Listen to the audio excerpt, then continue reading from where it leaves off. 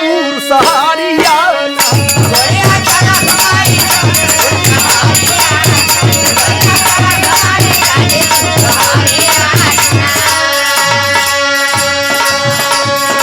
पहले ही बतौली का बतौला पहले ही सीरियल देखे के मिली पहले ही मिली तनी बताओ ता वीर अब्दुल हमीद नाम से पुल बनल बा भारी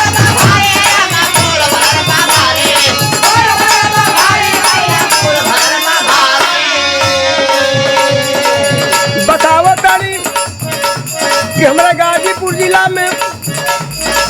पुल वीर अब्दुल हमीद नाम सेतु बनल हो दुनिया जाने ला जुए का बनल ह नहीं बहुत दिन का बनल है लेकिन औरी बतावत बानी बतावा वीर अब्दुल हमीद नाम से पुल बनल बा भारी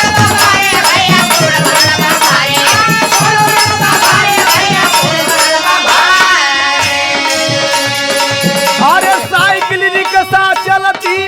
अरे ऊपर आले मोटर गाड़ी तनी जमा स्वच्छ बहेला गंगा के लहरिया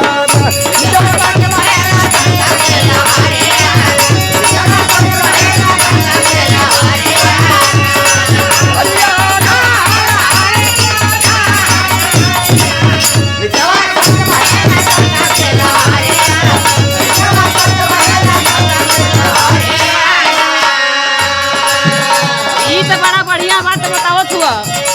कि स्वच्छ बहेला गंगा के लहरिया न इतना गंगा माई के महिमा अगम अपार है कि जे ओमे नहा ली उतर जाई और एक जगह ले चलता नहीं तोहरा के कहवा हो और ये बड़ा सुंदर सुंदर तोके व्यवस्था मिली देखे को का मिली तनी बताइबा वही जे चल के और नाश्ता पानी कर ले जाई अच्छा अच्छा बढ़िया भाई समोसा वमोसा बेचाला बहुत बढ़िया छोला वाला मिलेला बहुत सुंदर चाटो मिलेला एक नंबर अच्छा चला नाम मनबा तो चला भाई टेम्पू पर बैठल जाई रौजा पर पहुंचाई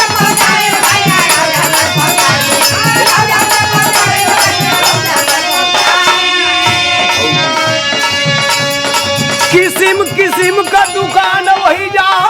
अरे देखे के मिल जाई कटिहा गरम गरम रसगुल्ला मोर गुजरिया कटिहा गरम गरम रसगुल्ला कटिहा गरम सुना सुना तू हमें रसगुल्ला खिया के फुसलावल चाहत हुआ हाँ हम फुसले वाली मनीषा ना हई बड़ा वही जाकर रसगुल्ला फॉरेस्ट है हम रसगुल्ला नहीं खैला चाय नाश्ता कर लेवे के अरे एकरा बाद कुछ खैबे ना करब चलल जाई और एक जगह तो के मशहूर जगह ले चलता नहीं कहाँ हो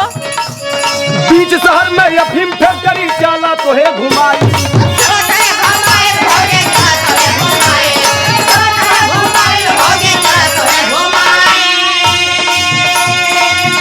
हाय देखो वही जे बगलिया में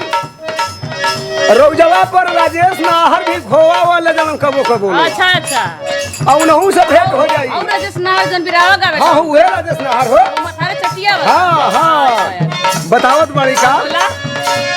बीच शहर में अफीम फैक्ट्री चला तो है घुमाई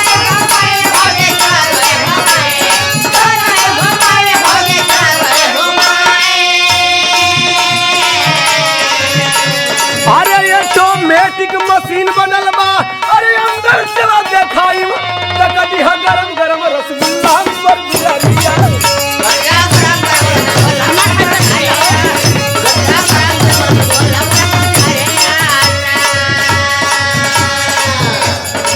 अंतिम बात बा का हो यह बात बा सदगुरु मौला स्वर्ग गए हैं ना गाकर फुलवारी